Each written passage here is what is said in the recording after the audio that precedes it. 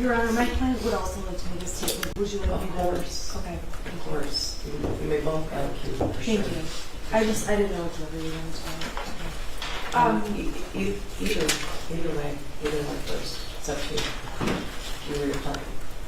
Would you like to go first or would you like me to go first? You go first. Okay. Do I stay here?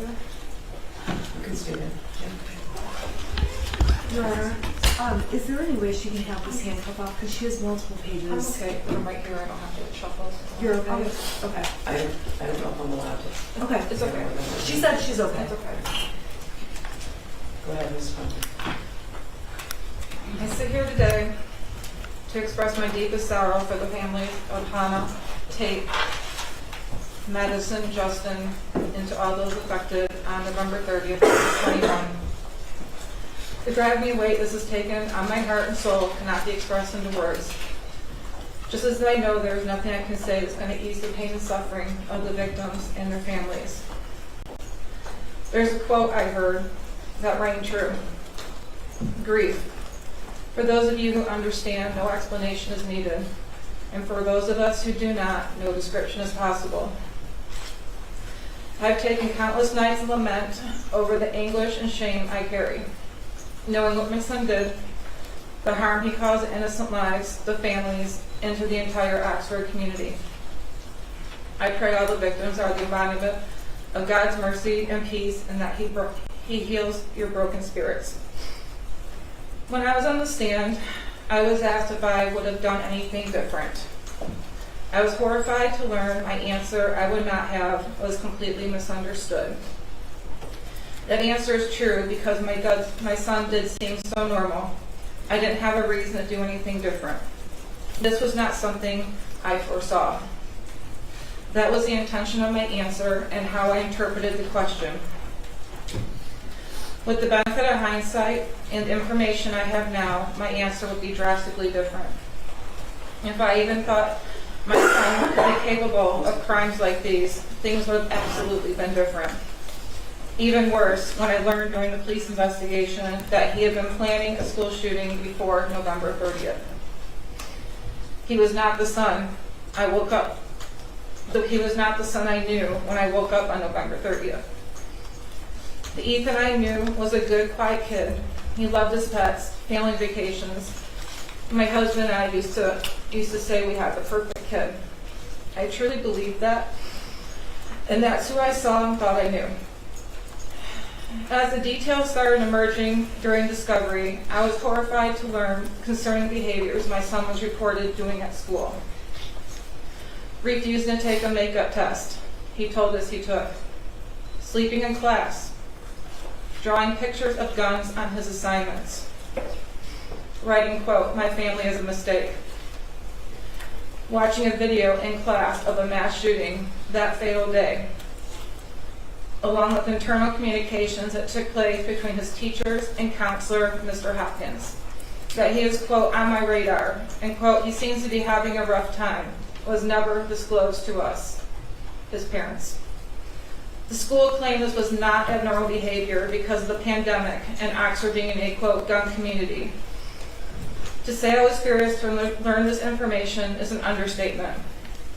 This is not normal behavior to us and very different than what Ethan led us to believe was happening at school. Not only were we left in the dark about previous concerning behavior, but in the counselor's office that morning, none of those previous issues were brought to our attention. I can't stop thinking, had they have been, the conversation that morning would have been much different. That we would have taken a deep dive into what's really been going on with my son. I wonder if Hopkins and EJAC have those same regrets too. Instead, we are led to believe, not only from Hopkins and EJAC, but from Ethan as well, that this was an isolated event.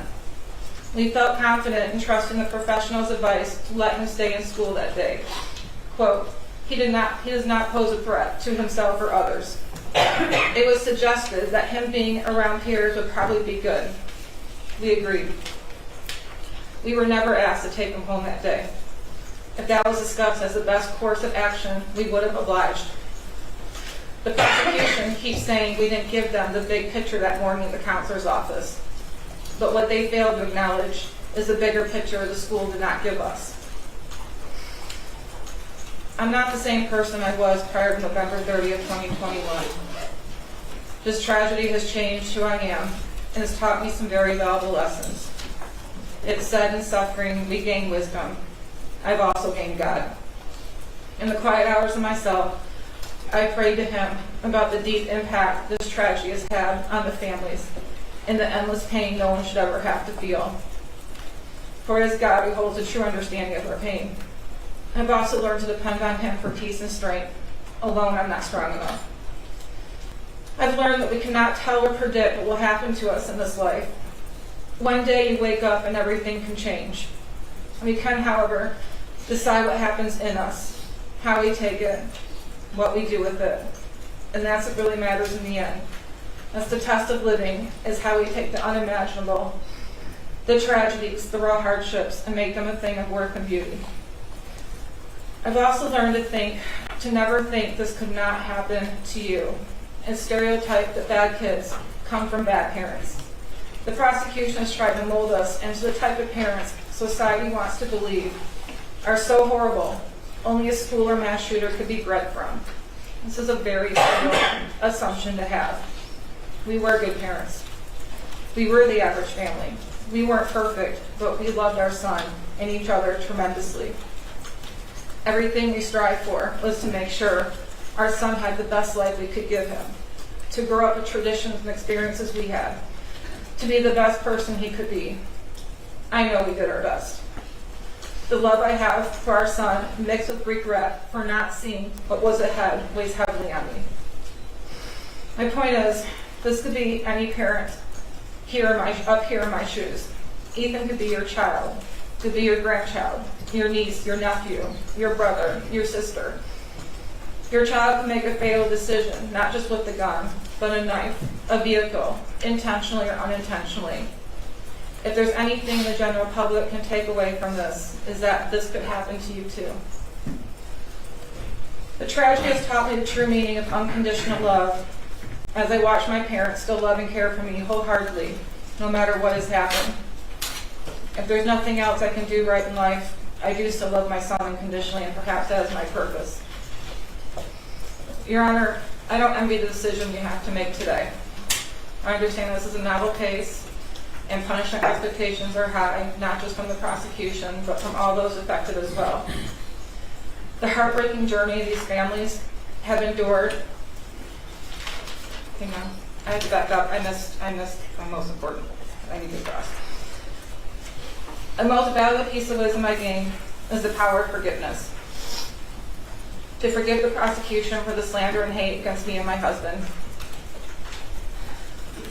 Ms. McDonald, Mr. Keys, I have hated you with deep anger, but hate is too heavy of a cross to carry.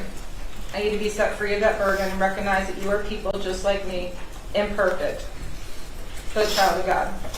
I know He wants good things to happen to you, and in any conflict, whatever the circumstances, He is there loving both sides. To the victims and the families, I stand today not to ask for your forgiveness, as I know it may be beyond reach, but to express my sincerest apologies for the pain that has been caused. Your Honor, I don't envy you in the decision you have to make today. I understand that punishment expectations are high from all sides. This heartbreaking journey the families have endured is more than anyone should have to bear and acknowledge in its full depth. My time in confinement has been filled with deep remorse, regret, and grief over this tragedy. I have taken this one day at a time, trying to survive, navigate, and cope with the endless heartache, pain, and grief I feel for the families of Hannah, Justin, Madison, and Tate. I have also lost myself over my son's wrongdoing. I've been shredded by the public opinion of me, shamed as a horrible parent, pained to be a terrible person. But the worst hell I carry is my own self-judgment, remorse, and deep regret. I've been criticized I don't show emotion. I'm unsympathetic. I don't cry enough. But alone I grieve. And if you were to look into me internally, you'd find I've died on the inside. I will be in my own internal prison for the rest of my life. Your Honor, I ask you to take consideration that I have been locked in a cell 23 hours a day, essentially in solitary confinement, for over 28 months, and that the court finds a fair and just sentence for me. Thank you. Do you have to address the court? Yes.